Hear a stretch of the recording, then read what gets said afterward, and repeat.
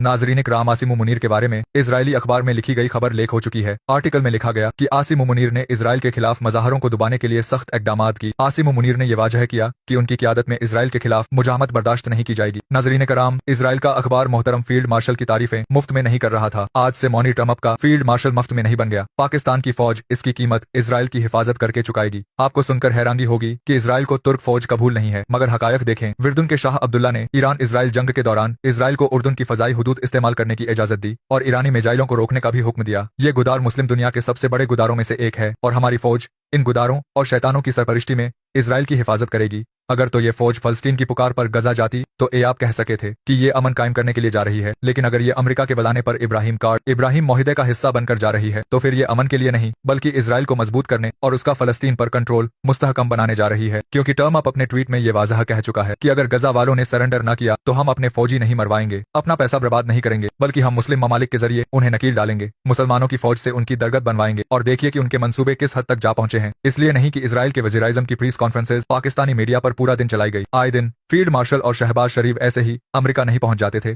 सब कुछ खुलकर सामने आ चुका है। सानिया मुरीद भी उसी का एक हिस्सा मालूम होती है। नाजरीनी कराम, इंतहाई तशवीशनाक खेल खेला जा रहा है। करें कि जो फजा बनाई जा रही है वो झूठ हो और कम से कम इस जर्म में हमारी फौज शामिल न हो। जितना हो सके उस वीडियो को ज्यादा से ज्यादा शेयर कीजिएगा, पेज को फॉलो कर लीजिएगा। अल्लाह हाफिज।